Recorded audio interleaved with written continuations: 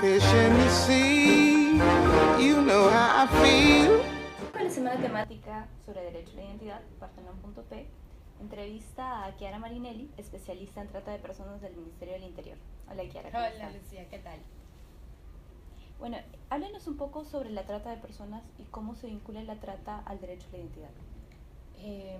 La trata de personas es un fenómeno delictivo que afecta a miles de personas en el Perú, aunque se encuentre invisibilizado. ¿Por qué invisibilizado? Porque es algo que ocurre todos los días a nuestro alrededor. Vemos víctimas de trata, pero no nos damos cuenta de ello. Les explico un poco qué es la trata. La trata es el proceso de captación, transporte y acogida de una víctima para su explotación. ¿Qué quiere decir eso en términos prácticos? Una víctima, tal vez una adolescente, es engañada con una falsa oferta de trabajo o comprada a los padres que se encuentran en una situación de vulnerabilidad, es traída a, por ejemplo, Lima o alguna región de la selva, etcétera, para ser explotada.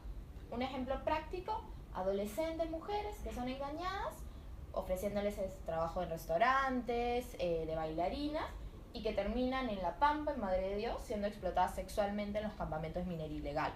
Ese, digamos, es el estereotipo, el ejemplo clásico de trata. Pero también hay otros casos de trata, y sobre todo relacionados a menores de edad, que están mucho más cerca, por ejemplo, a los alumnos de la Católica. Niños que son traídos de Huancavelica o Apurímac para ser mendigos acá en Lima. De hecho, es un fenómeno normal o muy usual que en vacaciones los niños de Huancavelica son traídos literalmente en buses a Lima para pedir dinero en las calles. Entonces, la víctima en el proceso de trata poco a poco se convierte en un objeto en manos del tratante, en la cual la va a explotar para recibir un beneficio económico él o la mafia organizada que está detrás de él. De hecho, también hemos tenido casos de niños explotados en fábricas. Coverflex es el caso más típico. ¿Cómo se relaciona esto con el derecho a la identidad? A mí se me ocurren dos caminos, uno negativo y uno positivo. En el caso negativo es que el derecho a la identidad es utilizado por el tratante para mantener vulnerable a la víctima, o sea, para subyugar su voluntad. Y el otro, el positivo, es que ahora, a partir de los nuevos cambios legislativos que han habido, se ha incorporado el derecho a la identidad como uno de los derechos del proceso de protección y reintegración de la víctima a la sociedad, especialmente en el caso de las víctimas extranjeras. Esos son un poco los dos. A ver, háblanos un poco tal vez sobre ese aspecto negativo del derecho a la Claro identidad. que sí. ¿Cómo se da el aspecto negativo? Las víctimas, usualmente en el proceso de trata, una de las primeras cosas que ocurre es que le quitan el documento de identidad. ¿Eso qué hace? Que te quiten tu DNI es también dejarte desamparado, porque el DNI, el derecho a la identidad, como también se ve en la clínica de identidad, es un derecho base. Tú sin el DNI no puedes hacer nada, ni siquiera transportarte, porque en los buses te piden el DNI. Entonces, las víctimas llegan, por ejemplo, a los campamentos de minería ilegal y lo primero que le hacen es quitarle el DNI, dejándole en este estado en donde ella ya no va a poder exigir sus derechos. Otra forma es también los falsos documentos de trabajo o DNI, que es: yo fabrico un DNI falso para, por ejemplo, transportar al menor de edad o al niño o niña acá en Lima.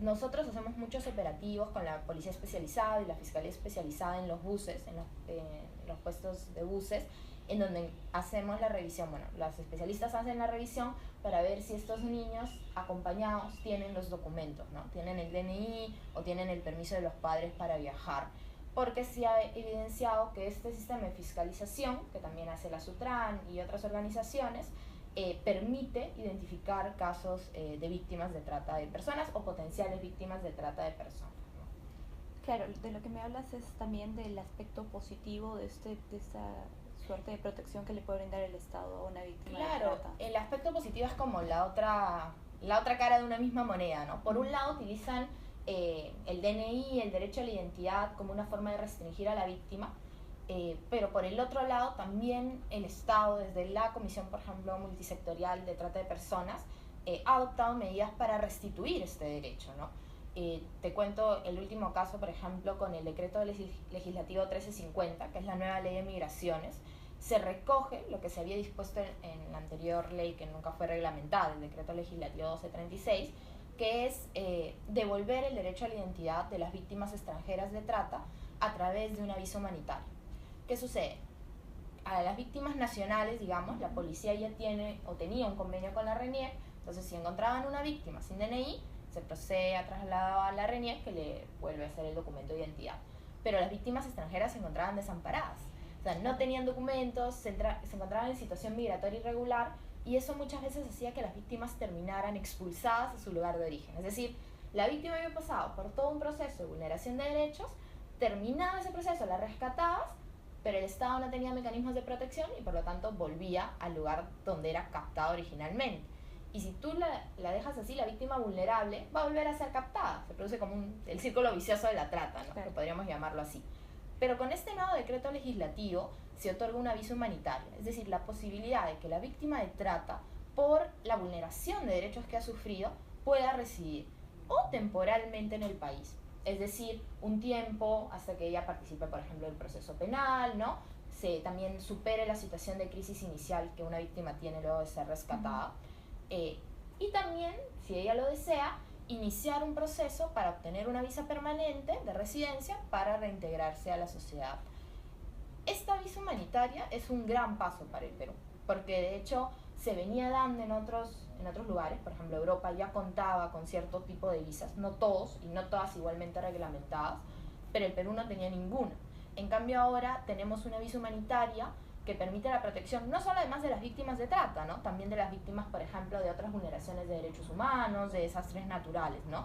Todo un marco de protección que ofrece el Perú y que es un mundo también por explorar, porque de hecho todavía no se otorga ninguna visa. El reglamento de este nuevo decreto legislativo 1350 recién va a salir a finales de febrero, se espera a finales de febrero o inicios de marzo, estamos trabajando en ello, y la Superintendencia de Migraciones también, y la idea es ofrecer el derecho a la identidad como una protección más de la víctima, ¿no? Y eso es importante, un poco para cerrar también, porque este derecho a la identidad siempre ha sido invisibilizado. Es decir, uno piensa en qué necesita una víctima, necesita alojamiento, necesita comida, probablemente necesita trabajo, pero nadie piensa en que no puedes acceder a nada de eso si no tienes el derecho a la identidad, es decir, si no tienes un documento válido, ¿no? Entonces, el derecho a la identidad termina convirtiéndose en el primer paso de un proceso real de protección y reintegración, en este caso para las víctimas de trata, pero podría ser también para otro tipo de víctimas.